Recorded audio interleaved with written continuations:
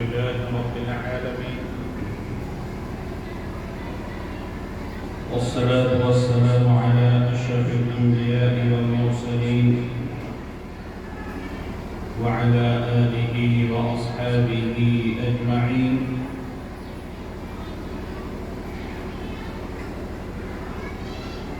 اللہ تبارک و تعالی کا بے فضل و کرم اور احسان ہے کہ اللہ تبارک و تعالی نے ان بچیوں کو درس نظامی کی تکمیل کی سعادت عطا فرمائی، جس کی علامت درس نظامی کی اہم ترین کتاب بخاری شریف کا آج آخری درس ہے اور آخری حدیث کی ان بچیوں نے تلاوت کی ہے۔ یہ بخاری شریف بڑی اہمیت کی حامل کتاب ہے اور اللہ رب العزت نے جو مقبولیت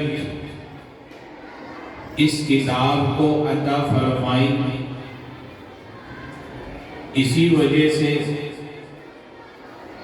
علماء کا اس بات پر اتفاق ہے کہ قرآن کریم کے بعد سب سے زیادہ صحیح ترین اور مستند ترین کتاب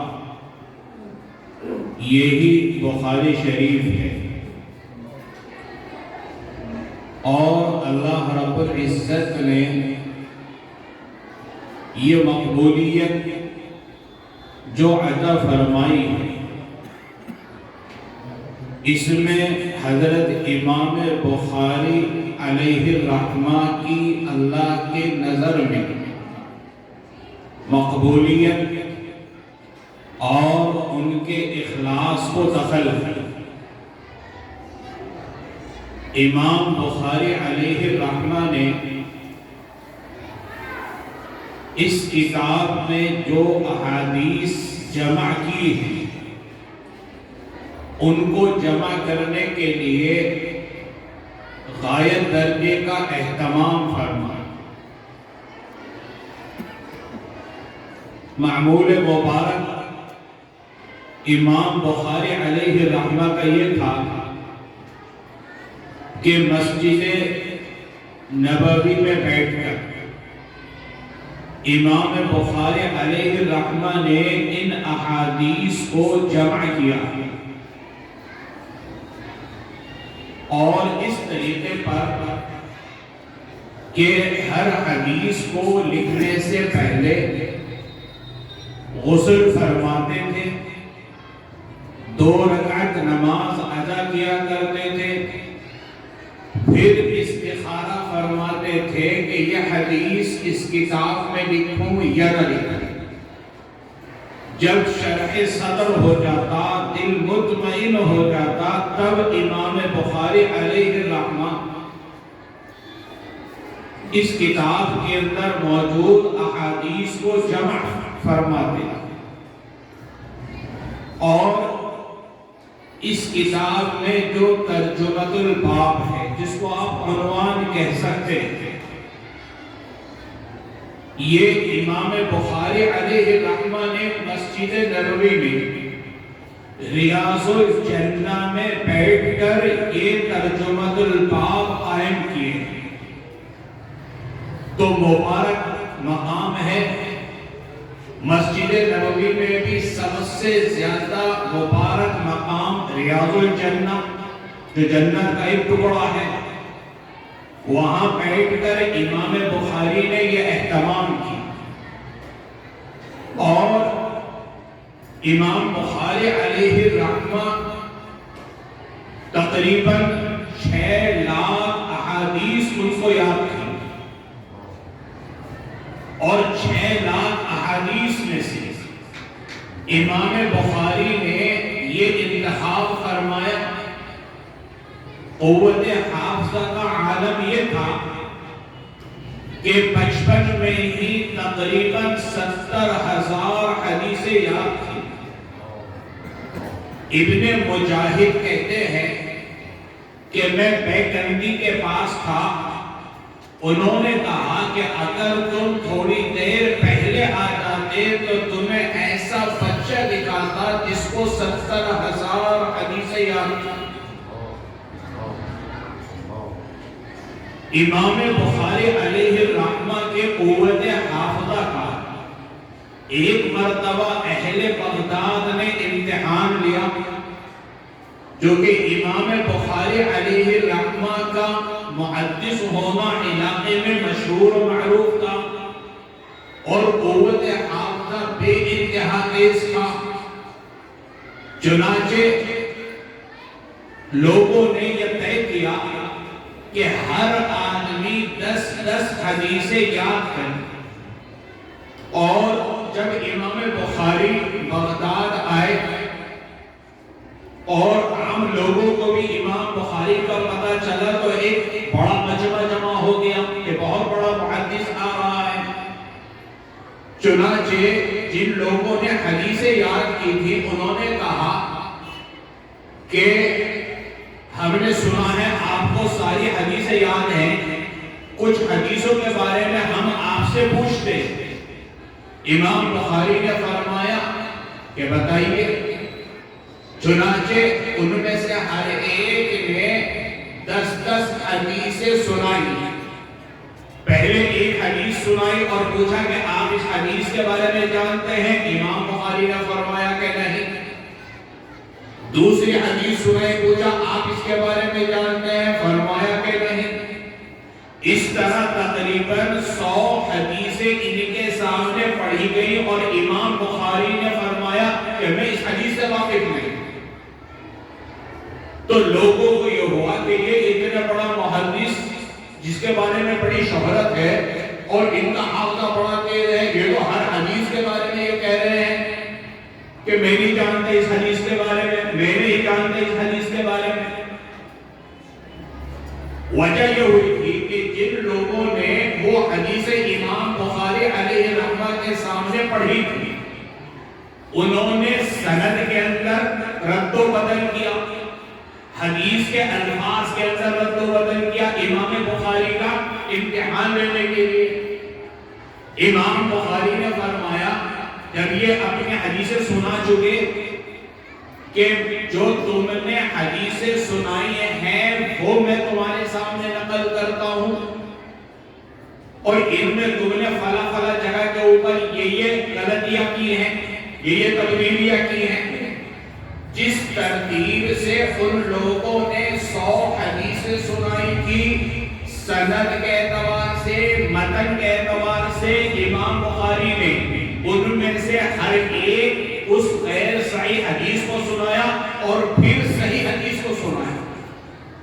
علماء نے بھی کہا کہ امام بخاری کا 100 صحیح حدیثوں کو سنانا اس میں کوئی کمال نہیں، اصل کمال یہ تھا کہ جو ان کے سامنے لوگوں نے حدیثیں پڑھی اس کو بھی اسی ترتیب کے ساتھ انہوں نے یاد رکھا اور جو انہوں نے رد و بدل کیا تھا اس رد و بدل کے ساتھ امام بخاری نے یاد رکھا اور پھر ان کے سامنے پڑھ کر سنا.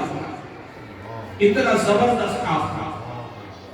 امام بخاری علیہ الرحمہ نے 6 لاکھ احادیث میں سے بقول ابن حجر کے 7,397 احادیث اور روایات اس کتاب کے اندر جمع کی اور ان میں سے بھی بہت سی روایات مقرر کی.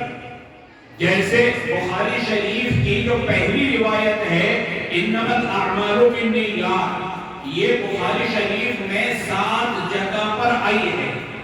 اگر اس تکرار کو نکال دیا جائے تو ابن حجر کہتے ہیں کہ اس کتاب کے اندر تمام روایات کی تعداد 2,761 ہے. اب آپ دیکھیے کہ 6 لاکھ احادیث میں سے 2,761 روایات یہ امام بخاری علیہ الرحمہ کے جو انہوں نے شرائط حدیث کو لینے کے لیے طے کی تھی، اس سے اندازہ ہوتا ہے کہ کتنے محتاط رہے ہیں امام بخاری علیہ الرحمہ۔ اسی وجہ سے ہر دور کے علماء نے بخاری شریف کا تنقیدی نظروں سے بھی جائزہ لیا، لیکن آج تک ایک رتی برابر بھی کوئی انگلی نہیں لگ سکا کہ اس کے اندر یہ کمی اور یہ خامی ہے۔ اسی وجہ سے اس کو اصح الکتب بعد کتاب اللہ، قرآن کریم کے بعد سب سے زیادہ صحیح ترین کتاب کہا جاتا ہے۔ امام بخاری علیہ الرحمہ نے اس کتاب کا آغاز کتاب الایمان سے کیا، کیونکہ ایمان بنیاد کی حیثیت رکھتا ہے، اور کتاب کا اختتام کتاب التوحید پر کیا، اور کتاب التوحید میں یہ تقریباً 58 باب ہے، اور ہر باب کے تحت کسی نہ کسی باطل فرقے کی تردید کی۔ یہاں پر بھی معتزلہ کی تردید کرنے کے لیے یہ باب امام بخاری علیہ الرحمہ نے قائم فرمایا۔ امام بخاری علیہ الرحمہ نے ایک اور ابتدا اور اختتام میں ترتیب قائم کی ہے۔ پہلی روایت میں ایک راوی ہے حمیدی، اور اس روایت میں راوی ہے احمد ابن اشکاب۔ حمیدی اور احمد دونوں کا مادہ حمد ہے، گویا کتاب کا آغاز بھی اللہ تبارک و تعالیٰ کی حمد سے کیا، اور کتاب کا اختتام بھی اللہ تبارک و تعالیٰ کی حمد پر فرماتے ہیں۔ اسی طرح کتاب کے آغاز میں پہلی روایت کے راوی ہیں حضرت عمر فاروق رضی اللہ عنہ، اور اس آخری حدیث کے راوی ہیں حضرت ابو ہریرہ رضی اللہ تعالی عنہ۔ دونوں مہاجر ہیں۔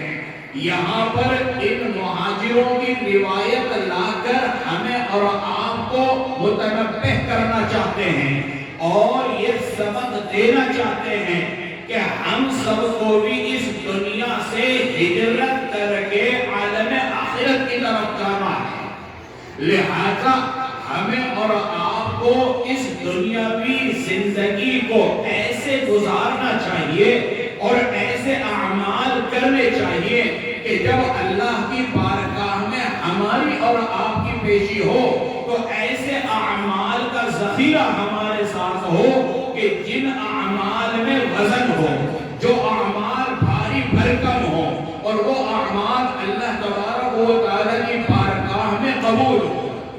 اللہ کی بارگاہ میں ہماری نجات اور ہمارے لیے مغفرت کا جو مدار ہے وہ ہمارے اعمال ہی ہیں۔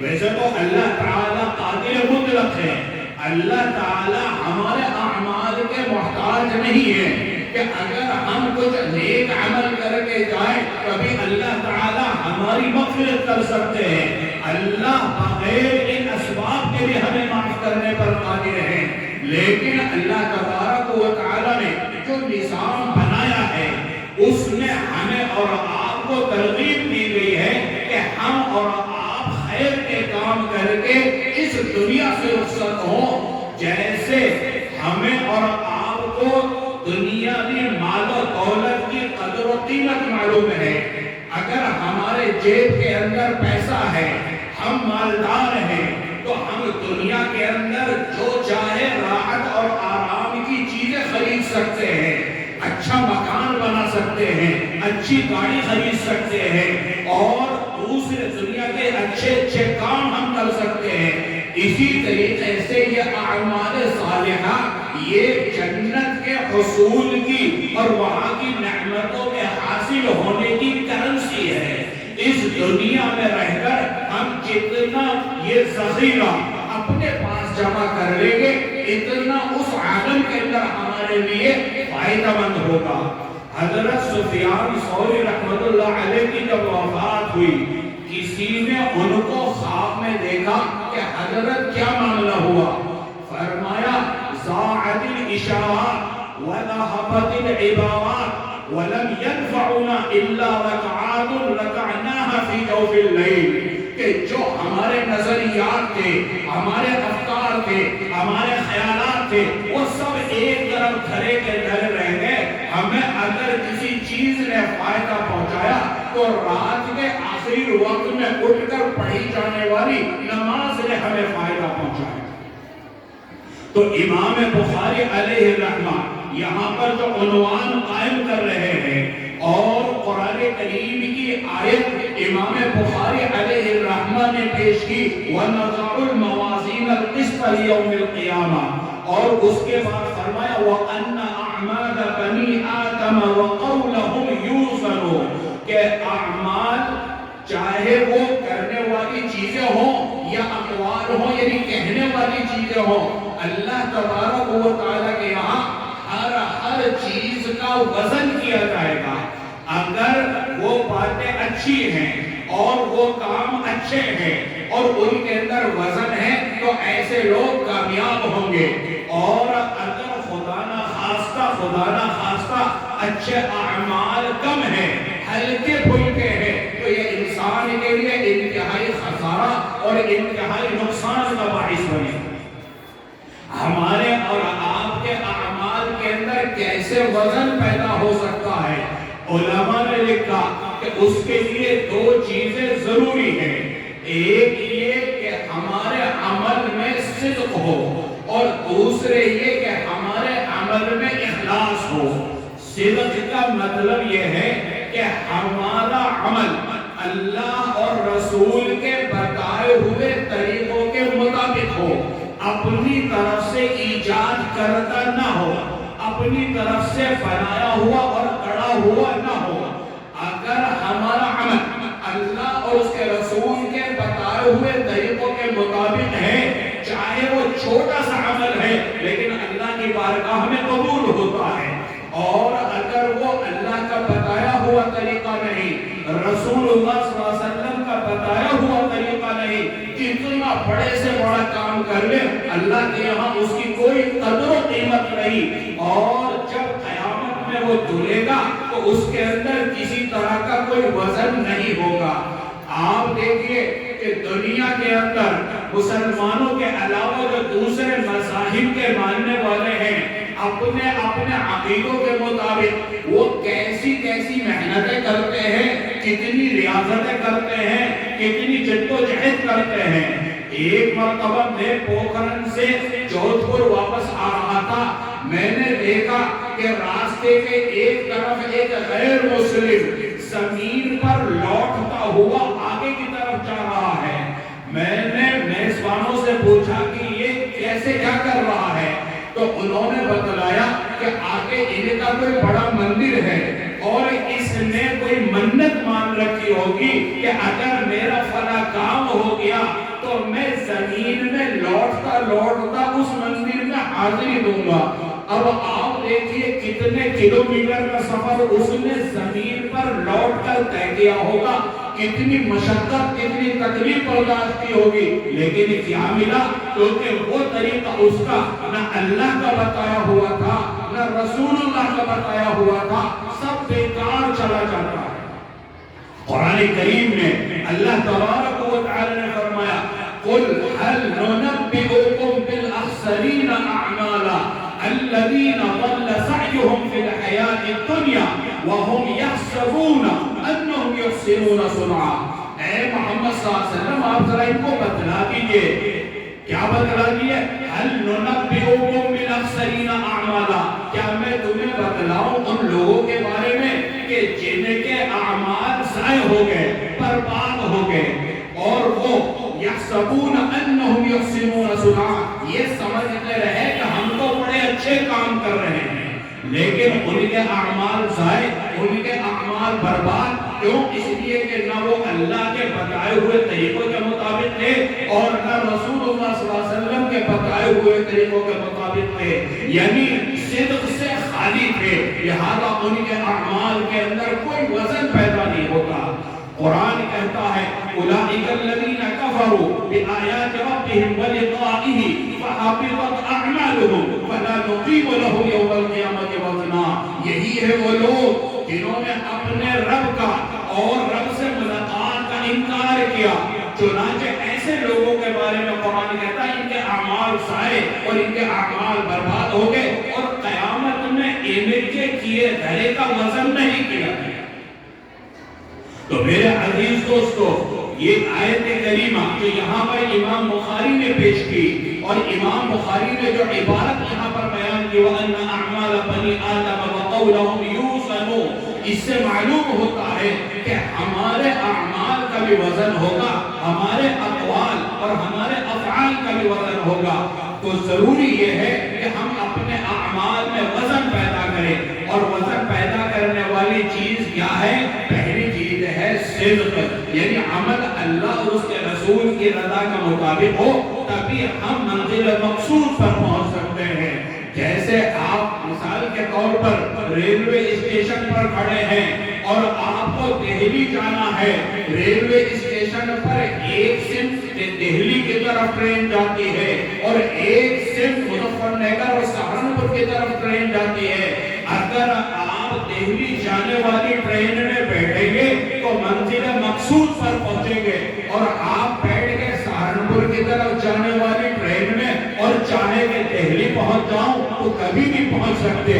اسی طریقے سے جو بھی عمل ہم کریں، چاہے وہ چھوٹا ہو یا بڑا ہو، سب سے پہلی چیز جو دیکھنے کی ہے وہ یہ ہے کہ اس عمل میں اللہ اور اللہ کے رسول کی مرضی شامل ہے یا نہیں، اللہ اور اس کے رسول کے بتائے ہوئے طریقے کے مطابق ہے یا نہیں۔ جو اہل بدعت ہیں، کبھی تیجا کرتے ہیں، کبھی 40واں کرتے ہیں، کبھی عید میلاد النبی مناتے ہیں، وہ اس کو عبادت سمجھ کر کرتے ہیں، خیر کا کام سمجھ کر کرتے ہیں، ثواب کا کام سمجھ کر کرتے ہیں، لیکن سب ضائع، سب برباد۔ کیوں؟ اس لیے کہ نہ وہ اللہ کا بتایا ہوا طریقہ اور نہ رسول اکرم صلی اللہ علیہ وسلم کا بتایا ہوا طریقہ۔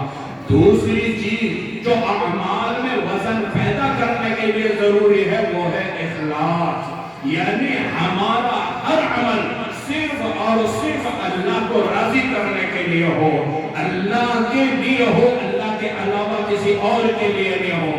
اگر عمل چھوٹا ہے لیکن اللہ کے لیے ہے تو اللہ کے یہاں اس کی قدر و قیمت ہے، اور عمل کے اندر اللہ تعالیٰ وزن پیدا کر دے گا۔ جیسے ایک محدث کا واقعہ کتابوں کے اندر لکھا ہوا ہے کہ پہلے زمانے کے اندر لکھنے کے لیے، جیسے آج کے دور میں بال پین وغیرہ ہیں، اس طرح کے قلم نہیں ہوتے تھے، لکڑی کا قلم ہوتا تھا اور اس کو روشنائی کی دوات میں ڈبو کر لکھا جاتا تھا۔ چنانچہ وہ محدث حدیث لکھنے کے لیے جیسے اپنا قلم دوات میں ڈال کر اٹھاتے ہیں اور کاغذ پر کچھ لکھنا چاہتے ہیں کہ اتنے میں ایک مکھی آ کر قلم پر بیٹھ گئی۔ ان محدث کے دل میں خیال آیا کہ یہ مکھی پیاسی ہے، میں تھوڑی دیر کے لیے لکھنے سے رک جاؤں، یہ اپنی پیاس بجھا لے، اس کے بعد لکھنا شروع کر دوں گا۔ چنانچہ جب ان محدث کا انتقال ہوا، کسی نے خواب میں دیکھا اور پوچھا کہ حضرت کیا معاملہ ہوا؟ انہوں نے فرمایا کہ بڑا عجیب و غریب معاملہ ہوا، ہم تو یہ سمجھ رہے تھے کہ ہم نے ساری زندگی جو اللہ کے لیے نمازیں پڑھی، روزے رکھے، حدیثیں پڑھائی، فلا کتابیں پڑھائی، ان بڑے بڑے کاموں کی وجہ سے اللہ تعالی ہماری مغفرت کریں گے، لیکن ہوا یہ کہ اللہ تبارک و تعالی نے فرمایا کہ تو نے میری ایک چھوٹی سی مخلوق کے ساتھ شفقت کا معاملہ کیا اور تو نے اس کی پیاس کو بجھایا، اب مجھے شرم آتی ہے کہ میں تجھے عذاب کے اندر مبتلا کروں یا سزا کے اندر مبتلا کروں۔ اس مکھی کو پانی پلانے کی برکت سے اللہ نے میری مغفرت فرمائی۔ آپ دیکھیے مکھی کو پانی پلانا اور مکھی کے پیاس کو بجھانا کتنا چھوٹا سا عمل تھا، لیکن اللہ تبارک و تعالیٰ کے لیے تھا، اسی لیے اللہ تبارک و تعالیٰ نے مغفرت کا فیصلہ فرمایا۔ یہ کتاب جو آج مکمل ہو رہی ہے، اس کتاب کی مقبولیت یہ امام بخاری علیہ الرحمہ کے اخلاص ہی کا نتیجہ تھی۔ چنانچہ علماء نے لکھا ہے کہ ایک بزرگ گزرے ہیں محمد ابن نصر مروزی رحمت اللہ علیہ یہ مسجد حرام میں حجر اسود اور مقام ابراہیم کے درمیان عبادت کرنے کے بعد تھکتے تھے، لیٹ گئے، اتنے میں ان کی آنکھ لگ گئی، رسول اکرم صلی اللہ علیہ وسلم کی زیارت ہوئی، رسول اکرم صلی اللہ علیہ وسلم نے ان سے فرمایا کہ تم شافعی کی کتاب کب تک پڑھاتے رہو گے، میری کتاب کیوں نہیں پڑھاتے؟ محمد ابن نصر مروزی یہ مسلک کے اعتبار سے شافعی تھے، لہذا شافعی مسلک کی کتابیں پڑھایا کرتے تھے، تو اللہ کے رسول صلی اللہ علیہ وسلم نے فرمایا تم شافعی کی کتاب کب تک پڑھاتے رہو گے، میری کتاب کیوں نہیں پڑھاتے؟ انہوں نے پوچھا خواب ہی کے اندر کہ آپ کی کتاب کون سی ہے؟ رسول اکرم صلی اللہ علیہ وسلم نے فرمایا جامع محمد ابن اسماعیل بخاری، یعنی محمد ابن اسماعیل بخاری کی یہ کتاب یہ رسول اکرم صلی اللہ علیہ وسلم نے کہ میری کتاب ہے۔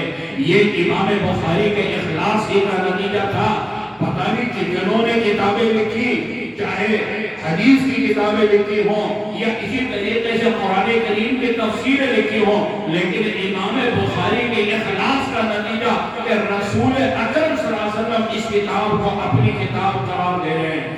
ایسے ہی امام بخاری کے ایک شاگرد امام ترمذی کے استاد محمد ابن یوسف رحمت اللہ علیہ فربری یہ بخارا کے قریب ایک شہر کا نام ہے، یہ فرماتے ہیں کہ میں نے خواب میں حضور اکرم صلی اللہ علیہ وسلم کی زیارت کی، حضور اکرم صلی اللہ علیہ وسلم نے فرمایا آئینہ ترید، کہاں کا ارادہ ہے، کہاں جا رہے ہو؟ انہوں نے فرمایا کہ میں امام بخاری کے مجلس میں جا رہا ہوں، ان کے درس میں جا رہا ہوں۔ رسول اکرم صلی اللہ علیہ وسلم فرمایا ان کو میرا سلام کہنا۔ کیا مقام تھا امام بخاری رحمت اللہ علیہ کا۔ اسی طریقے سے ایک اور بزرگ گزرے ہیں، انہوں نے ابن آدم نے عبد الواحد ابن آدم فرماتے ہیں کہ میں نے خواب میں دیکھا کہ حضور اکرم صلی اللہ علیہ وسلم اور صحابہ کرام ایک جگہ پر کھڑے ہیں، میں نے سلام کیا، رسول اکرم صلی اللہ علیہ وسلم نے سلام کا جواب دیا۔ میں نے پوچھا کہ اے اللہ کے رسول صلی اللہ علیہ وسلم آپ صحابہ کے ساتھ یہاں کیوں کھڑے ہیں؟ رسول اکرم صلی اللہ علیہ وسلم فرمایا محمد ابن اسماعیل بخاری کا انتظار کر رہا ہوں۔ یہ فرماتے ہیں عبد الواحد ابن آدم مجھے کچھ دنوں کے بعد امام بخاری کی وفات کا پتہ چلا، اور جب میں نے تحقیق کی وہ وہی وقت تھا جس وقت میں نے امام بخاری رحمۃ اللہ علیہ کے بارے میں خواب دیکھا تھا، رسول اکرم صلی اللہ علیہ وسلم ان کا استقبال کرنے کے لیے کھڑے ہوئے ہیں۔ کتنا مقام تھا، یہ ہے عمل چھوٹا سا لیکن اخلاص سے بھرپور تھا، چنانچہ اللہ تبارک و تعالی نے مقبولیت عطا فرمائی۔ یہاں اس حدیث کے اندر فرمایا وَأَنَّ أَعْمَالَ بَنِي آدَمَ وَقَوْلَهُمْ يُوزَنُ، اور قرآن کریم کی آیت وَنَضَعُ الْمَوَازِينَ، موازین کے بارے میں علماء نے لکھا کہ یہ میزان کی جمع ہے، اور میزان کہتے ہیں ترازو کو۔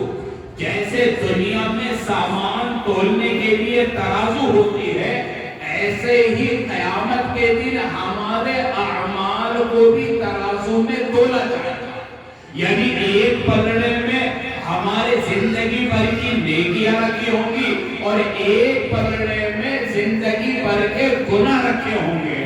جو پلڑا جھک جائے گا، بھاری ہو جائے گا، اس کے اعتبار سے ہمارے لیے فیصلہ ہوگا۔ اگر نیکیوں کا پلڑا بھاری ہو گیا تو جنت کا فیصلہ ہوگا، اور اگر خدا نہ خواستہ برائیوں کا اور گناہوں کا پلڑا بھاری ہو گیا تو پھر سزا بھگتنے تک اس کے لیے جہنم کا فیصلہ ہوگا۔ یہاں پر موازین فرمایا، بعض علماء کہتے ہیں کہ یہاں موازین جمع کا صیغہ استعمال کیا، وجہ اس کی یہ ہے کہ ہر عمل کے لیے وہاں پر الگ الگ ترازو ہو، نماز تولنے کے لیے الگ، روزہ تولنے کے لیے الگ، زکات تولنے کے لیے الگ۔ اسی لیے یہاں پر بہت سی میزانوں کا اور بہت سی ترازوؤں کا ذکر کیا، لیکن اکثر حضرات مفسرین فرماتے ہیں اور اکثر حضرات محدثین فرماتے ہیں کہ میزان ایک ہو۔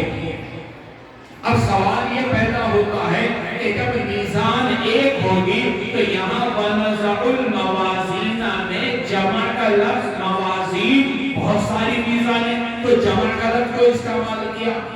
اس کے مختلف جوابات دیے گئے۔ ایک جواب تو یہ دیا گیا کہ یہ موازین میزان کی جمع نہیں بلکہ موزون کی جمع ہے، یعنی جو چیزیں تولی جاتی ہیں ان کی جمع ہے۔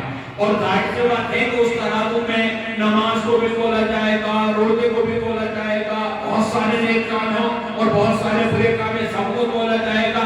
تو اسی لیے یہاں پر موازین کا لفظ استعمال کیا۔ جیسے قرآن کریم کی آیت ہے وَلَا تُخْسِرُ الْمِيزَانَ، علامہ قرطبی نے اس کی تفسیر کی ہے لا تنقص الموزون، یعنی جن چیزوں کو تولا جائے گا ان میں کوئی کمی نہیں کی جائے گی۔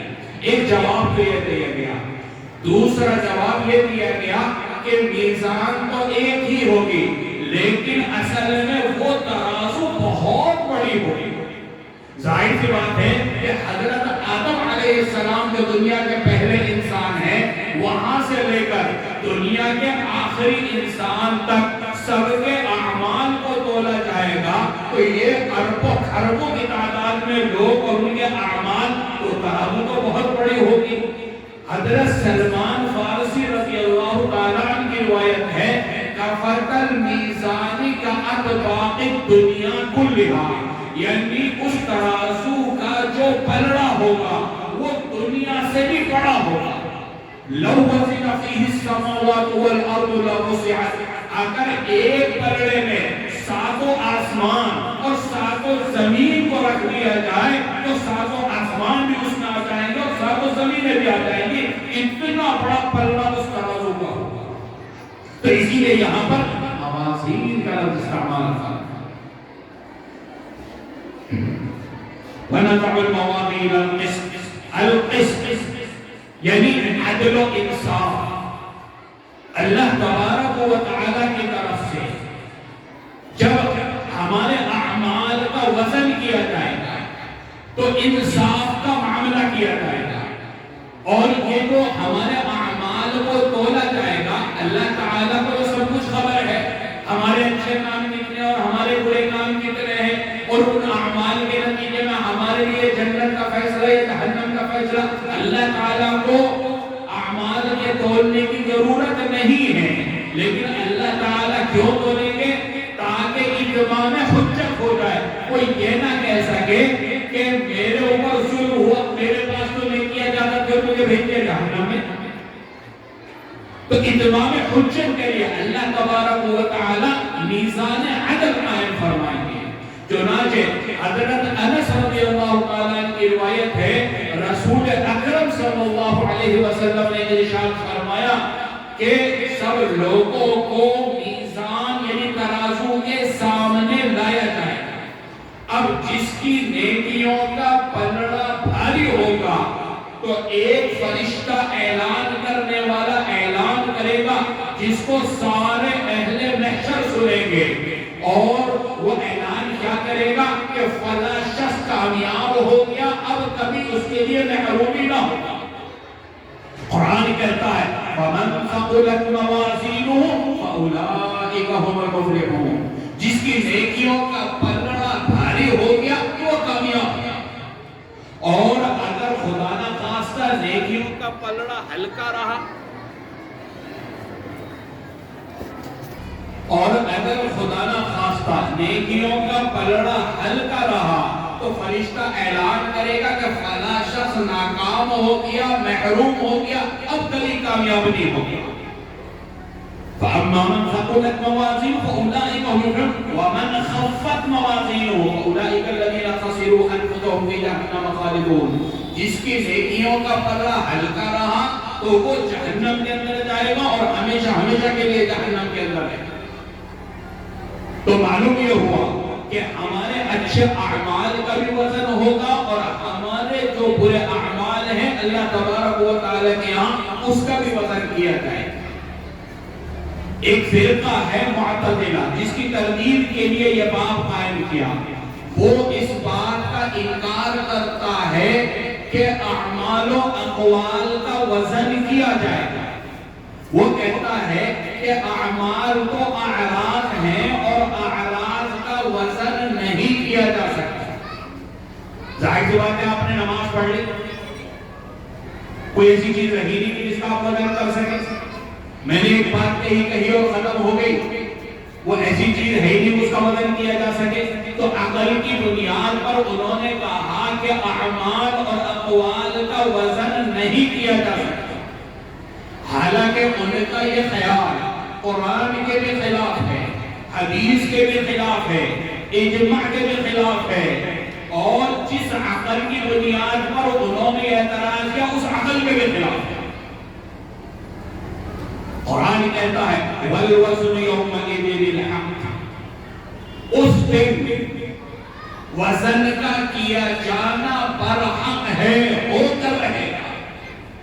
وَمَنْ ثَقُلَتْ مَوَازِينُهُ فَأُولَئِكَ هُمُ الْمُفْلِحُونَ، جس کی نیکیوں کا پلہ بھاری رہا وہ کامیاب، اور جس کی نیکیوں کا پلہ ہلکا رہا تو وہ ناکام، لیکن وزن ہو کر رہے گا۔ قرآن بھی کہتا ہے اور احادیث سے بھی اس کا ثبوت ملتا ہے، جیسے حضرت عبداللہ ابن عمر کی روایت ہے، رسول اکرم صلی اللہ علیہ وسلم نے فرمایا کہ جب حضرت نوح علیہ السلام کی وفات کا وقت قریب آیا، انہوں نے اپنے بیٹوں کو جمع کیا اور بیٹوں کو جمع کر کے فرمایا میں تمہیں کلمہ لا الہ الا اللہ کی وصیت کرتا ہوں، یعنی اس کو پڑھ کے رہا کرو، کیونکہ اگر ایک پلڑے کے اندر ساتوں آسمان اور زمین کو رکھ دیا جائے اور ایک پلڑے میں کلمے کو رکھ دیا جائے تو حضرت نوح فرماتے ہیں کلمے والا پلڑا چھٹ جائے، بھاری ہو جائے۔ اس سے معلوم ہوتا ہے کہ انسان جو کلمہ پڑھتا ہے اس کا وزن ہوتا ہے۔ اسی طریقے سے ایک اور روایت میں ہے کہ ایک مرتبہ حضرت جبرائیل علیہ السلام رسول اکرم صلی اللہ علیہ وسلم کے پاس تشریف لائے، ایک صحابی حضور صلی اللہ علیہ وسلم کے پاس اللہ اور آخرت کے خوف سے رو رہے تھے۔ حضرت جبرائیل علیہ السلام نے فرمایا کہ انسان کے ہر عمل کا وزن ہوگا سوائے اللہ کے خوف اور آخرت کے خوف سے۔ اگر کوئی شخص روتا ہے اور اس کی آنکھ سے آنسو نکلتا ہے تو اس رونے کا وزن نہیں ہوگا، کیونکہ ایک آنسو جو اللہ اور آخرت کے خوف سے نکلا وہ جہنم کی آگ کو بجھا دیتا۔ اس سے معلوم ہوتا ہے کہ ہر عمل کا وزن ہوگا، ہر چیز کا وزن ہوگا۔ اسی طرح ایک روایت میں آتا ہے کہ میزان عمل میں سب سے پہلے وزن کرنے کے لیے جو عمل رکھا جائے گا وہ کیا ہے کہ انسان اپنے بیوی بچوں پر جو مال خرچ کرتا ہے ان کی ضروریات پوری کرنے کے لیے یہ نیکی سب سے پہلے پوری کرے۔ تو یہ بھی گویا ایسا عمل ہے جو ہم دنیا سمجھ کر کرتے ہیں کہ وہ دنیا کے اعتبار سے بیوی بچوں کی ہمارے اوپر ذمہ داری ہے، یہ بھی دین ہے۔ تو اس کا مطلب یہ ہے کہ اس کو تولا جائے گا۔ اسی طریقے سے نبی کریم صلی اللہ علیہ وسلم نے فرمایا کہ ایک شخص جب اللہ تعالیٰ کے سامنے پیش ہوگا اور وہ اپنی نیکیوں کو دیکھے گا کہ وہ کم ہے، رنجیدہ ہوگا، اتنے میں ایک بھاری بھرکم چیز اڑ کر اس کے نیکیوں کے پلڑے میں گر جائے گا اور نیکی والا پلڑا چھوٹ جائے گا اور اسے بتایا جائے گا کہ یہ تیرے اس عمل کا ثمرہ ہے جو تو لوگوں کو دین سکھاتا تھا، اور تیرے دین سکھانے کی وجہ سے اب اگر یہ سلسلہ آگے چلا، تو نے کسی کو سکھایا، اس نے دوسرے کو، اس نے تیسرے کو، اور پھر انہوں نے اس پر عمل کیا، تو جس نے تیرے سکھانے کے نتیجے میں عمل کیا ان کی نیکی کا بھی تجھے بدلہ ملتا رہے گا. یہ ہے وہ نیکی. تو اس کا مطلب یہ ہے کہ ہر عمل کا اللہ تبارک و تعالیٰ کے یہاں وزن ہوتا ہے. بہت ساری احادیث حضرت عائشہ رضی اللہ تعالی عنہا نے رسول اکرم صلی اللہ علیہ وسلم سے پوچھا کہ کیا قیامت کے دن آپ اپنے اہل و عیال کو یاد رکھیں گے؟ تو رسول اللہ صلی اللہ علیہ وسلم فرمایا 3 مقام ایسے ہیں کوئی کسی کو یاد نہیں رکھے.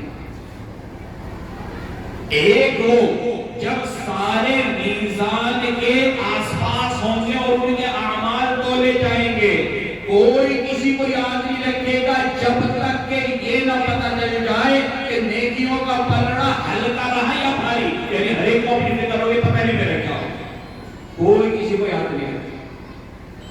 دوسرے وہ وقت ہے کہ جب نامہ اعمال اڑائے جائیں گے. اب یہ پتہ نہیں کہ ہمارا نامہ عمل ہمارے دائیں ہاتھ میں آئے گا جو کامیابی اور نجات کی علامت ہے, یا بائیں ہاتھ میں, یا پیٹھ پیچھے سے آئے گا خدا کا خاصہ جو ناکامی کی علامت ہے. تو جب تک یہ پتہ نہ ہو کوئی کسی کے کام نہیں ہے. اسی طریقے سے فرمایا تیسرا موقع ہو جب پل صراط سے گزرے گا, جب تک گزر نہیں جائے گا کوئی کسی کو یاد نہیں رکھے گا. ارے کاپی کرے گا. اس سے بھی معلوم ہوتا ہے کہ وزن ہوگا. تو قرآن سے بھی ثابت اور حدیث سے بھی ثابت. ایک مرتبہ حضرت عائشہ کی روایت ہے کہ ایک آدمی حضور صلی اللہ علیہ وسلم کے پاس آیا اور آ کر کہنے لگا کہ میرے 2 غلام ہیں جو مجھے جھوٹا کہتے ہیں, میرے کاموں کے اندر خیانت کرتے ہیں, مجھے برا بھلا کہتے ہیں, اور بدلے میں ان کو زبانی برا بھلا بھی کہتا ہوں اور پیٹ بھی دیتا ہوں. اب قیامت میں ہمارے ساتھ انصاف کیسے ہوگا؟ یعنی انہوں نے بھی زیادتی کی اور میں نے بھی رد عمل میں ایسا کر دیا. اب ہمارے ساتھ کیا ہوگا؟ حضور صلی اللہ علیہ وسلم نے فرمایا ان غلاموں نے جو کہا, تمہاری خیانت کی, تمہیں برا بھلا کہا, یعنی عملاً جو غلط کیا اور زبانی جو غلط کیا اس کو بھی تولا جائے, اور جو تم نے ان کو کہا اور تم نے جو کیا مانا ان کو اس کو بھی تولا جائے. اس کا مطلب یہ کہ قول کا بھی وزن ہوگا اور عمل کا بھی وزن ہوگا. اگر معاملہ برابر رہا, جتنی زیادتی انہوں نے جتنی تم نے, تو معاملہ نہیں بڑھ جائے گا. اور اگر ان کی زیادتی زیادہ ہوئی اور تمہاری کم, تو یہ تمہاری طرف سے اوپر احسان ہوگا. اور اگر تمہارا انتقام کے اندر معاملہ بڑھ گیا, تمہاری زیادتی زیادہ ہو گئی اس کی کم, تو تم سے بدلہ ضرور لیا جائے گا. اب وہ آدمی اس جگہ سے اٹھ کر رونے لگا, اور نبی کریم صلی اللہ علیہ وسلم فرمایا روک تم نے یہ نہیں پڑھا تھا وَنَضَعُ الْمَوَازِينَ الْقِسْطَ لِيَوْمِ الْقِيَامَةِ. اس شخص نے کہا کہ اب تو اس کے علاوہ کوئی راستہ نہیں کہ میں ان کو آزاد کر لوں تاکہ اللہ کے یہاں کی پکڑ سے بچ جاؤں. بھائی تمہارے ساتھ رہیں گے, یہ بھی آئندہ اس طرح کی حرکت کریں گے, تو میں بھی اس طریقے سے ان کو برا بھلا کہوں گا, مارو پیٹوں گا, تو یہ بہت خطرناک معاملہ ہو جائے گا, جانے میں آزاد کر دیتا.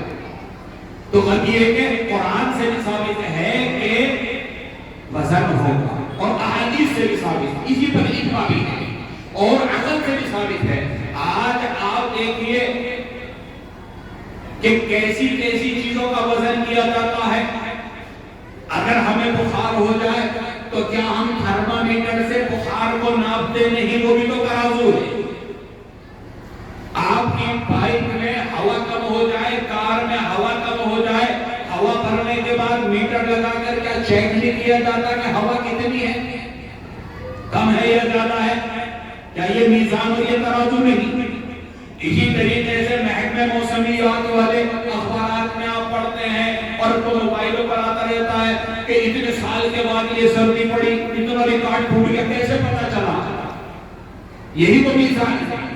جب انسان اللہ کی دی ہوئی اس چھوٹی سی عقل کے ذریعے اور اللہ کی پیدا کردہ چیزوں کے ذریعے ہوا کو ناپنے کے لیے ترازو بنا سکتا ہے, بخار ناپنے کی ترازو بنا سکتا ہے, موسم کو ناپنے کے لیے ترازو بنا سکتا ہے, تو اللہ تعالیٰ جو قادر مطلق ہے ہمارے اقوال اور ہمارے افعال کو تولنے کے لیے کوئی ترازو نہیں بنا سکتے.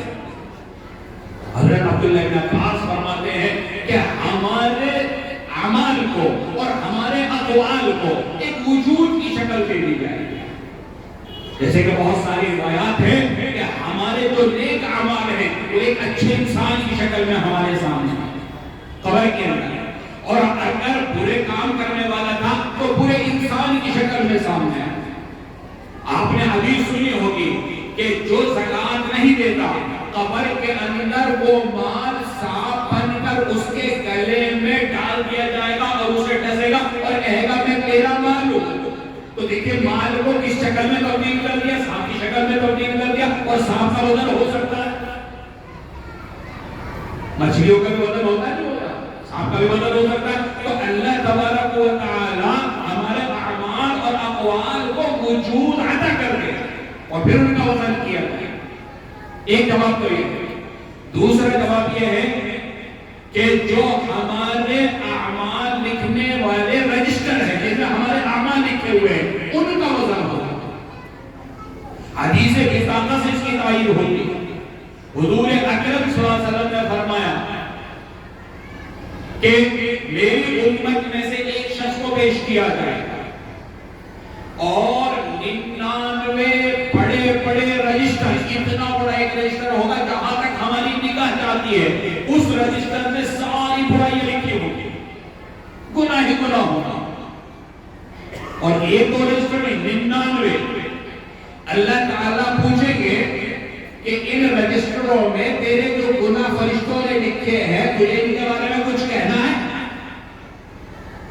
کہے گا نہیں یا اللہ تعالیٰ کہیں گے ایسا کیوں نہیں، کوئی ایسا کام فرشتوں نے لکھ دیا ہو جو تم نے نہ کیا ہو، دیکھ لے کتاب، وہ کہے گا نہیں یار۔ اللہ تعالیٰ کہیں گے کوئی تجھے عذر اور معذرت کرنی ہے، وہ کہے گا نہیں یار، اور سمجھ لے گا کہ اب تو جو ہے جہنم میں جانے تمہیں نیکی تو کوئی نظر ہی نہیں آ رہی۔ 99 رجسٹر بڑے بڑے گناہوں سے بھرے ہوئے اور وہ ایک پلڑے میں رکھے ہیں اور نیکی والا پلڑا خالی ہے، کچھ ہے نہیں وہاں، وہ تو جہنم میں جانا پڑے گا۔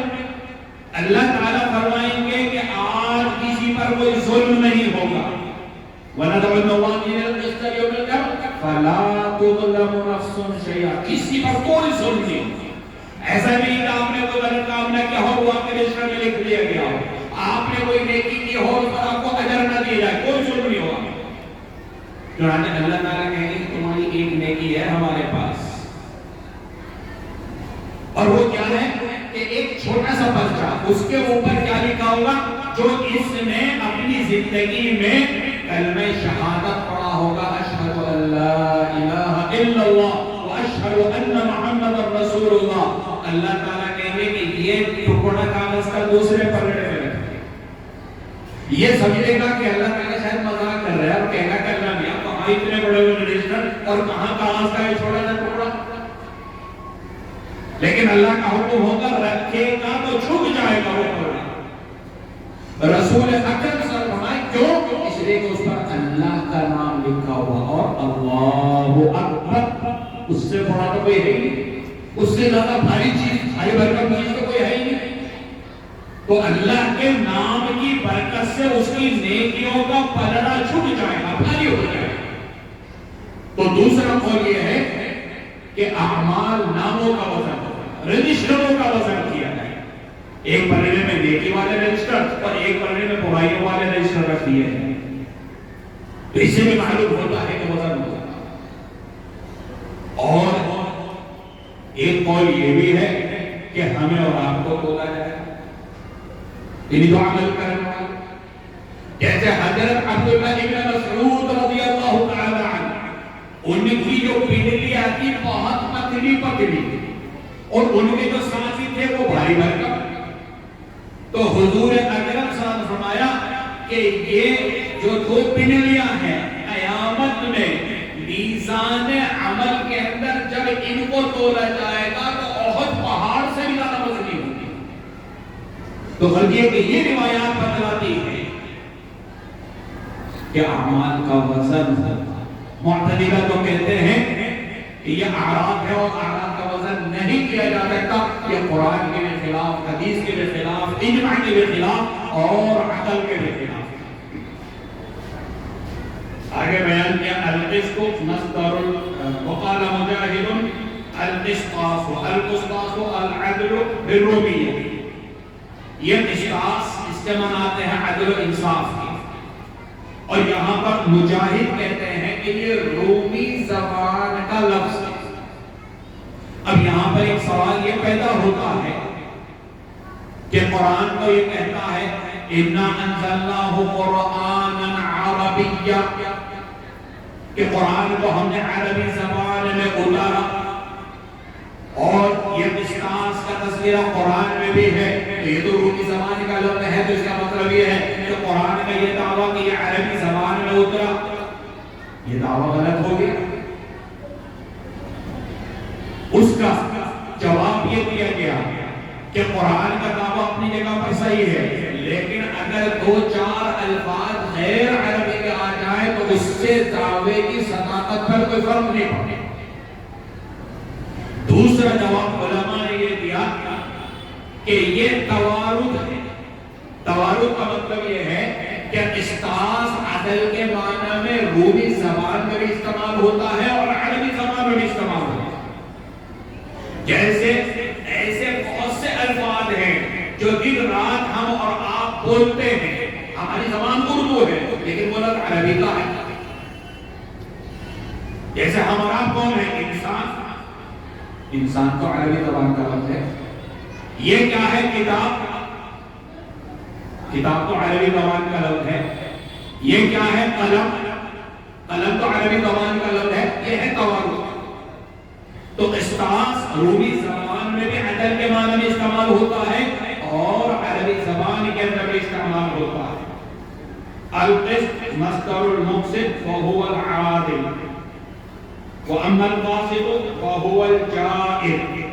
قسط یہ مقسط کا مصدر ہے. اس پر ایک سوال اٹھتا ہے کہ مقسط ثلاثی مزید ہے، اس کا مصدر قسط نہیں آتا. یہ خالی علمی بات ہے لیکن اس کا جواب یہ دیا جائے گا کہ قسط مقسط کے مصدر اقساط کے ہم معنی، یعنی جو معنی مقسط کے مصدر اقساط کا ہے وہی معنی قسط کے. آگے بیان کیا وَأَمَّا الْقَاسِطُ فَهُوَ الْجَائِرُ. قاسط کے معنی آتے ہیں جائر اور جائر کے معنی آتے ہیں ظالم. قرآن کریم میں استعمال ہوا وَأَمَّا الْقَاسِطُونَ فَكَانُوا لِجَهَنَّمَ حَطَبًا. حجاج ابن یوسف نے سعید ابن جبیر کو گرفتار کروایا. بڑے زبردست عالم گزرے ہیں سعید ابن جبیر. اور جب ان کو حجاج ابن یوسف کے سامنے پیش کیا تو حجاج نے پوچھا کہ میرے بارے میں تیرا کیا خیال ہے؟ سعید ابن جبیر نے کہا قاسط عادل، یعنی اس کا ایک مطلب نکلتا ہے تو بڑا انصاف پسند ہے. حالانکہ حجاج ابن یوسف کو ہم جانتے ہیں کہ بہت ظلم و تشدد انہوں نے کیا. لوگوں کو بڑا تعجب ہوا اتنا بڑا عالم اور حجاج سے ڈر کر جو ہے غلط بیانی کرنا اور اس کو عادل کہے. لیکن حجاج جو کہ عربیت سے واقف تھا اس نے اپنے لوگوں کو جو یہ سمجھ رہے تھے کہ سعید ابن جبیر نے کیسے اس کو عادل کہہ دیا، کہا کہ وَيْلَكُمْ لَمْ تَفْهَمُوا، تمہارا ناس تم سمجھیں گے. جَعَلَنِي جَائِرًا كَافِرًا، اس نے تو مجھے ظالم اور کافر کہا ہے. عادل بھی کہا، ظالم اور کافر کہا. اور پھر حجاج نے کہا کہ تم نے قرآن کی یہ آیت نہیں پڑھی وَأَمَّا الْقَاسِطُونَ فَكَانُوا لِجَهَنَّمَ حَطَبًا. یہاں پر قاسطون ظالم کے معنی اور ثُمَّ الَّذِينَ كَفَرُوا بِرَبِّهِمْ يَعْدِلُونَ، جو حد اعتدال سے گزرنے والے ہیں وہ کافر ہیں. اس نے مجھے کافر کہا، مجھے تو ظالم کہا. تو اس سے معلوم ہوتا ہے کہ قاسط کا معنی جائر کیا ہے، ظالم کیا ہے.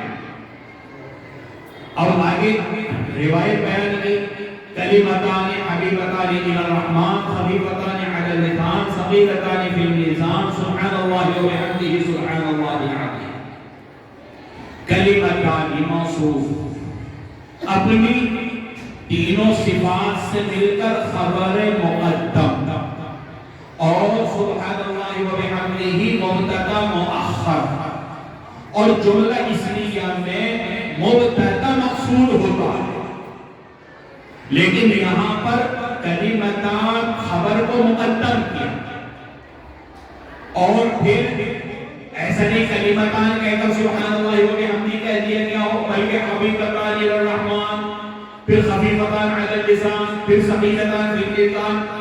یہ اصل میں جو مبتدا ہے اس کی اہمیت کو بتلانا مقصود ہے، کیونکہ جو چیز شدید انتظار کے بعد حاصل ہوتی ہے اس کی اہمیت کا اندازہ ہوتا ہے۔ آدمی بھی اس کو یاد کرنے کی بھی کوشش کرتا ہے اور پڑھنے کا بھی اہتمام کرتا ہے، اسی لیے کلمتان خبر مقدم ہے اپنی صفات کے ساتھ مل کر، اور سبحان اللہ و بحمدہ یہ مبتدا مؤخر ہے۔ یہاں پر فرمایا حبیبتان الی الرحمن، دو کلمے اللہ تبارک و تعالی کو بہت پسند ہے۔ یہاں پر رحمان اللہ تعالی کا صفاتی نام ذکر ہے، اس میں ذاتی الی اللہ نہیں کہا۔ مقصد یہ بتلانا ہے کہ اللہ تعالیٰ جو کہ بے حد مہربان ہے، لہذا عمل تھوڑا ہو یا زیادہ ہو اللہ تعالیٰ بے شمار اجر دینا چاہتے ہیں، اسی وجہ سے یہاں پر رحمان کی صفت کو بیان کریں۔ حبیبتان الی الرحمن، دو کلمے ایسے ہیں جو رحمان کو بہت پسند ہے۔ اب ذہن سے یہ پیدا ہوتا ہے کہ جو چیز اللہ کو بہت زیادہ پسند ہوگی تو وہ تو کوئی بہت لمبا چوڑا وظیفہ ہوگا، اس کو یاد کرنا بھی مشکل ہو جائے گا، پڑھنا بھی مشکل ہو جائے گا، تو وہ چھوٹا موٹا کام نہیں ہوگا۔ اسی لیے آگے فرمایا خفیفتان علی اللسان، وہ دو کلمے بہت ہلکے پھلکے ہیں زبان، یعنی یاد کرنے کے اعتبار سے بھی اور پڑھنے کے اعتبار سے۔ چنانچہ جو تجوید جانتے ہیں وہ جانتے ہیں کچھ حروف مستعلیہ ہوتے ہیں، کچھ حروف شدہ ہوتے ہیں، جن میں شدت ہوتی ہے۔ ان میں جو کلمات آگے آئیں گے ایسے حروف استعمال کیے کہ جن کے پڑھنے کے اندر بہت آسانی ہے، جو پڑھا لکھا نہ ہو وہ بھی پڑھ لیتا ہے۔ جیسے حروف مستعلیہ خصاصات قید، اچھا سے نہیں کرتے تو عام آدمی کیسے پڑھ لے گا؟ کوئی بھی ایسا حرف اس کے اندر نہیں، بہت آسان، شہر کا رہنے والا، دیہات کا رہنے والا، چھوٹا بڑا، مرد عورت، بوڑھا جوان، ہر کوئی اس کو پڑھ سکتا ہے، خفیفتان علی اللسان۔ لیکن اب سوال یہ پیدا ہوگا کہ پڑھنے میں اتنا آسان ہے تو ثواب بھی بہت ہلکا پھلکا سا ہوگا، کوئی زیادہ بڑا نہیں، ثقیلتان فی المیزان۔ جب یہ کلمے جو بتائے جا رہے ہیں سبحان اللہ و بحمدہ سبحان اللہ العظیم، یہ کلمہ اگر کوئی پڑھے گا اور میزان عمل کے اندر کو رکھا جائے گا تو یہ بہت بھاری بھرکم ہے۔ حدیث کے اندر آتا ہے نبی کریم صلی اللہ علیہ وسلم نے سبحان اللہ نصف المیزان، سبحان اللہ پڑھنے سے آدھی ترازو کا پلہ بھر جائے گا، والحمدللہ تملأ المیزان، اور الحمدللہ پڑھنے سے پورا پلہ بھر جاتا ہے۔ ایک حدیث میں آتا ہے ان احب الکلام ان یقول العبد سبحان اللہ وبحمدہ سبحان اللہ العظیم، اللہ کو یہ بات بہت پسند ہے کہ بندہ یہ تسبیح پڑھے سبحان اللہ وبحمدہ سبحان اللہ العظیم۔ ایک روایت میں آتا ہے من قال سبحان اللہ وبحمدہ فی یوم 100 مرۃ حطت عنہ خطایاہ وان کانت مثل زبد البحر، جو دن میں 100 مرتبہ یہ پڑھ لے سبحان اللہ وبحمدہ سبحان اللہ العظیم، اللہ تعالیٰ اس کے سارے گناہ معاف کر دیتے ہیں، اگرچہ سمندر کے جھاگ کے برابر کیوں نہ ہو۔ یعنی گناہ صغیرہ کتنے بھی زیادہ کیوں نہ ہو، یہ کلمات پڑھنے سے اللہ تبارک و تعالی سارے گناہوں کو معاف فرما دیتا ہے۔ تو امام بخاری علیہ الرحمہ نے اس کتاب کے اختتام پر یہ باب قائم کر کے ہمیں اور آپ کو یہ سبق دیا ہے کہ اللہ کی دی ہوئی اس زندگی کی ہمیں قدر کرتے ہوئے ایسے اعمال کرنے چاہیے کہ جس سے ہمارے اعمال کے اندر ایسا وزن پیدا ہو کہ جو قرآن کہتا ہے فَأَمَّا مَنْ ثَقُلَتْ مَوَازِينُهُ فَأُولَٰئِكَ هُمُ الْمُفْلِحُونَ، ہم اس کے مزاج بن جائیں۔ عزیز طالبان، اللہ تبارک و تعالی نے آپ کو بہت بڑی دولت سے نوازا، بڑی نعمت عطا کی، لیکن آپ میں سے ہر ایک اگر آج یہ سمجھ رہی ہے کہ اب ہم علم حاصل کرنے سے فارغ ہو چکی ہیں تو یہ غلط فہمی ہے، اور اگر یہ خیال دل کے اندر ہے ابھی نکال دینا۔ اگر اس خیال کو اپنے دل میں جمع لیا کہ آج ہم اصول علم سے فارغ ہو چکے ہیں تو یاد رکھنا ترقی کا دروازہ بند ہو جائے۔ علم کے حاصل کرنے کے مختلف مراحل ہیں، ان مراحل میں سے ایک مرحلہ آج آپ نے طے کیا ہے، اب آگے کا سفر آپ کو ابھی مزید طے کرنا ہے، اور رسول کریم صلی اللہ علیہ وسلم نے یہ فرمایا اطلبوا العلم من المہد الی اللحد، مرتے دم تک علم حاصل کرنا ہے، مرتے دم تک سیکھنا ہے، مرتے دم تک اپنے آپ کو طالب علم سمجھنا ہے۔ اگر یہ سوچ ہمارے ذہن میں رہی تب تو کامیاب ہیں، اور اگر سوچا کہ حصول علم سے ہم فارغ ہو چکے یا ہو چکی تو پھر ہماری ترقی کا راستہ بند ہو جائے۔ رسول اکرم صلی اللہ علیہ وسلم نے فرمایا منہومان لا یشبعان، دو بھوکے ایسے ہیں کہ ان کا پیٹ نہیں بھرتا، منہومن فی العلم لا یشبع منہ، ایک علم کا بھوکا اس کا بھی پیٹ کبھی نہیں بھرتا، منہومن فی الدنیا لا یشبع منہا، اور ایک دنیا کا بھوکا اس کا بھی پیٹ کبھی نہیں بھرتا۔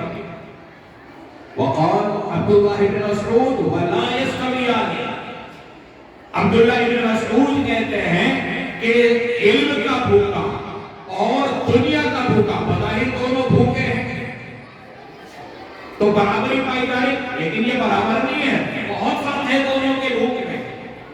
جو اما صاحب العلم فقد فیزداد رضا الرحمن، جو علم کا بھوکا ہوتا ہے اس کے لیے اللہ تعالیٰ کی رضا میں اضافہ ہوتا رہتا ہے، وَأَمَّا صَاحِبُ الدُّنْيَا فَيَتَمَادَى فِي الطُّغْيَانِ، اور جو دنیا کے اندر بھوک کا اظہار کرتا ہے، یعنی دنیا کی طرف اس کے اندر رہتی ہے تو وہ سرکشی میں بڑھتا چلا جاتا ہے، تو دونوں میں سمجھ وہ آسمان کا فرق۔ لہذا اپنے علم کی بھوک کو باقی رکھنا اسی میں کامیابی ہے۔ عزیز طالبان، آپ اب مدرسے کی چار دیواری سے باہر نکلے، کوشش اس بات کی کرنا کہ پڑھنے پڑھانے کا یہ سلسلہ جاری رہے۔ اگر کسی مدرسے میں پڑھنے پڑھانے کا موقع ملتا ہے تو اس کا فائدہ اٹھانا چاہیے، اس سے اپنا علم بھی تر و تازہ رہے گا اور دوسروں کو بھی فائدہ حاصل ہوگا۔ جیسا کہ ابھی روایت آپ کے سامنے بیان کی کہ اگر خدا نہ خواستہ وہاں جا کر نیکیوں کا پڑھنا حل کرا تو یہ سیکھنے سکھانے والا عمل ہے، اس کی برکت سے اللہ تعالی ہمارے نیکیوں کے پلڑے کو بھاری کرے۔ چنانچہ ایک حدیث میں آتا ہے کہ قیامت کے لیے علماء جس روشنائی سے دین کی باتیں لکھتے ہیں ان کا بھی وزن ہوگا اور شہیدوں کے خون کا بھی وزن ہوگا۔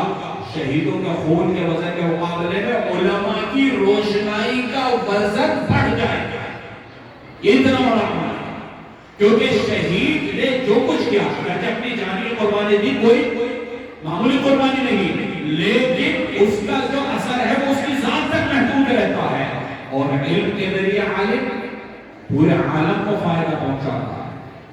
ایک حدیث میں آتا ہے کہ شہید سے یہ کہا جائے گا ادخل الجنہ، جنت میں چلا جائے، اور عالم سے کہا جائے گا قف فینا واشفع لمن شئت، رک یہاں جس کی مرضی چاہے سفارش کر، لیکن اس کو بھی اپنے ساتھ جنت میں لے کے جا۔ اتنا بڑا مقام اللہ نے ہمارے ان طالبات کو عطا کیا. اور اب آپ کو جو بھی پڑھانے کا موقع ملے علم کے ساتھ وابستگی رکھنا اور اسی کے ساتھ ساتھ کوشش کرنا کہ حدیث کی جو کتابیں آپ نے پڑھی ہیں کوئی نہ کوئی کتاب اپنے مطالعے میں ضرور رکھنا. چاہے پڑھانے کا موقع ان کو نہ ملے لیکن مطالعے میں ضرور رکھنا. اس سے علم کے اندر اضافہ ہوتا ہے. رسول کریم صلی اللہ علیہ وسلم سے بڑا عالم اس کائنات کے اندر کوئی ہو ہی نہیں سکتا. لیکن آپ صلی اللہ علیہ وسلم کی کیا دعا فرمایا کرتے ہیں؟ ربی زدنی علما. تو اس کا اہتمام کرنا کہ پڑھنے پڑھانے کا عمل جاری رہے تاکہ ہمارے علم کے اندر اضافہ ہو.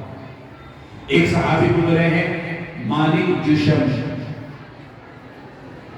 ایک مرتبہ نبی کریم صلی اللہ علیہ وسلم نے ان کو دیکھا کہ بال بکھرے ہوئے, کپڑوں میں گرد و غبار, میلے کچیلے کپڑے.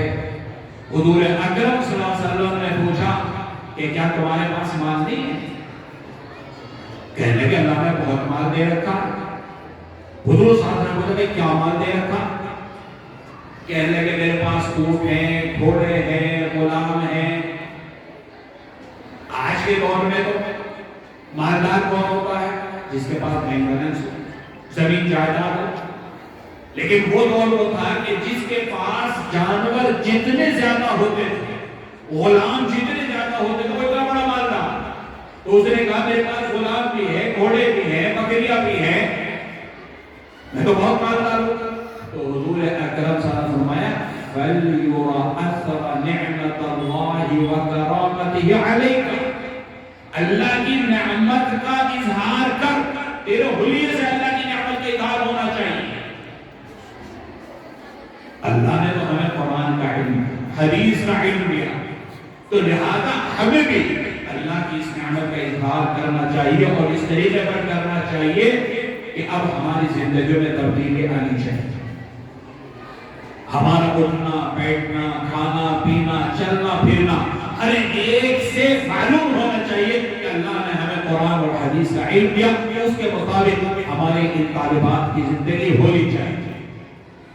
ربیعۃ الرائے امام مالک, امام ابو حنیفہ کے استاد ہیں, وہ فرماتے تھے لا ينبغي لأحد عنده شيء من العلم ان يضيع نفسه. جس کے پاس تھوڑا سا بھی علم ہے اس کے لیے جائز نہیں کہ اپنے آپ کو ضائع کرے. لہذا عزیز طالبان, آپ کے اوپر اپنے گھر کی ذمہ داری, اپنے خاندان کی ذمہ داری اور اپنے پورے ماحول کی ذمہ داری ہے اپنے آپ کو ضائع مت ہونے, اپنے علم کو ضائع مت ہونے, بلکہ علم کو کارآمد بنانا. اور علم کو کارآمد بنانے کا طریقہ یہ ہے کہ پڑھنے پڑھانے کا سلسلہ جاری رکھنا. تبھی اللہ تبارک و تعالی اس علم کے ذریعے سے جو کہ دوسروں کو فائدہ پہنچے گا تو ہمارے لیے یہ فائدہ مند بنے گا اور آپ کے لیے بھی یہ فائدہ مند بنے گا. اسی طریقے سے جو ہمارے حاضرین مجلس میں بچیوں کے والدین یہاں پر موجود ہیں اور دوسرے عزیز و اقارب, اس حدیث کی روشنی کے اندر جو تفصیلات آپ کے سامنے آئی اس سے یہاں سے یہ سبق لے کر جائیے کہ ہمیں اب اپنی بقیہ زندگی کو کارآمد, اور ہماری یہ زندگی کارآمد بن سکتی ہے جبکہ ہم اللہ اور اس کے رسول صلی اللہ علیہ وسلم کے بتائے ہوئے طریقوں کے مطابق زندگی گزاریں. اللہ اور اس کے رسول صلی اللہ علیہ وسلم کی مرضی کا خیال رکھیں. جن چیزوں کا اللہ نے کرنے کا حکم دیا اس کے اوپر ہم عمل کریں, اور جن سے بچنے کا حکم دیا ہم ان سے اجتناب اور پرہیز کریں. اور اللہ کی دی ہوئی اس زندگی کی قدر کیجیے. یاد رکھیے کہ ہماری زندگی کا ہر وہ لمحہ جو گزر چکا ہے وہ ماضی کا حصہ بن چکا ہے, اب وہ واپس آنے والا ہے. علماء نے لکھا کہ ہمیں قرآن کریم کی سورت والعصر ان الانسان لفی خسر سے سبق لینا چاہیے. اور یہ چھوٹی سی سورت ہمیں کیا سبق دیتی ہے؟ اللہ تعالیٰ نے زمانے کی قسم کھا کر فرمایا کہ ہر انسان گھاٹے میں, خسارے میں, لیکن اس خسارے سے بچنے کا راستہ کیا ہے؟ ایمان اور پھر اعمال صالحہ، اور دوسرے لوگوں کو بھی اچھی باتوں کی دعوت اور تبلیغ، وتواصوا بالحق وتواصوا بالصبر۔ اگر ہم یہ عمل کریں گے تو ہماری اور آپ کی زندگی کامیاب ہے، ورنہ ہم اور آپ خسارے میں ہیں۔ ایک عالم نے لکھا کہ میں نے سورۃ العصر کا مفہوم ایک برف بیچنے والے سے سیکھا ہے، جو یہ آواز لگا رہا تھا برف کی سکڑی رکھ کر کہ اس شخص پر رحم کرو جس کا سرمایہ رفتہ رفتہ پگھل رہا ہے۔ اب اگر برف کی سکڑی رکھنے والا اور برف کا کاروبار کرنے والا اس برف کی سکڑی کو اٹھا کر رکھے کہ جب زیادہ نفع ہوگا تب بیچوں گا، وہ تو پگھل کر ختم ہونا ہے، اصل سرمایہ بھی جائے گا، نفع تو بہت دور کی بات۔ اور اگر وہ فوری طور پر جو نفع ملنا اس میں اپنے مال کو بیچ دے تو اصل سرمایہ بھی بچ جاتا ہے اور کچھ نہ کچھ نفع بھی حاصل ہو جاتا ہے۔ لہذا اپنی زندگی کو جو باقی رہتی ہے اس کے خدا کے واسطے قدر کرو اور اس کا صحیح استعمال کر لو، اور نمازوں کا اہتمام، اللہ تبارک و تعالیٰ کے اوامر کے اوپر عمل اور نواہی سے اجتناب، اور خاص طور پر ذکر اللہ کا اہتمام۔ جیسا کہ یہ تصویر آپ کے سامنے آئی کہ کم سے کم دن میں ایک تصویر تو ضرور پڑھ لیا کیجئے، سبحان اللہ و بحمدہ سبحان اللہ العظیم، کوئی مشکل نہیں، بالکل آسان۔ اسی طریقے سے ایک مرتبہ نبی کریم صلی اللہ علیہ وسلم نے صحابہ سے کہا کہ بتاؤ تم میں سے احد پہاڑ کے برابر نیک عمل کون کر سکتا ہے؟ احد پہاڑ مدینہ منورہ کا ایک زمانہ تھا سب سے بڑا پہاڑ تھا۔ اب تو اس کو کاٹتے کاٹتے جو لوگ حجرے پہ جاتے ہیں زیارت کرتے ہیں وہ چھوٹا سا رہتا ہے، لیکن ایک وقت وہ تھا کہ جب وہ بہت بڑا پہاڑ تھا، سب سے بڑا پہاڑ تھا۔ اسی لیے بہت سی احادیث کے اندر اجر و ثواب میں احد پہاڑ کو بطور مثال بیان کیا ہے، بہت بڑا پہاڑ۔ تو حضور صلی اللہ علیہ وسلم نے پوچھا کبھی تم میں کون احد پہاڑ کے برابر نیک کام کر سکتا ہے؟ صحابہ نے کہا کہ اتنا بڑا نیک عمل تو کوئی نہیں کر سکتا۔ نبی کریم صلی اللہ علیہ وسلم فرمایا کہ نہیں، تم میں سے ہر ایک آدمی یہ کام کر سکتا ہے۔ صحابہ نے کہا کیسے؟ حضور صلی اللہ علیہ وسلم فرمایا ایک مرتبہ سبحان اللہ پڑھنے کا ثواب احد پہاڑ کے برابر۔ بتاؤ ہم میں سے کون نہیں پڑھ سکتا سبحان اللہ؟ اور ایک مرتبہ الحمدللہ پڑھنے کا ثواب احد پہاڑ کے برابر، ایک مرتبہ اللہ اکبر پڑھنے کا ثواب احد پہاڑ کے برابر، اور ایک مرتبہ لا الہ الا اللہ پڑھنے کا ثواب احد پہاڑ کے برابر۔ دیکھیں چار جملے پڑھے کتنی دیر لگی؟ ایک منٹ نہیں لگا، اور احد پہاڑ سے 4 گنا ثواب نامہ اعمال میں لکھا ہے۔ بتاؤ یہ مشکل عمل ہے؟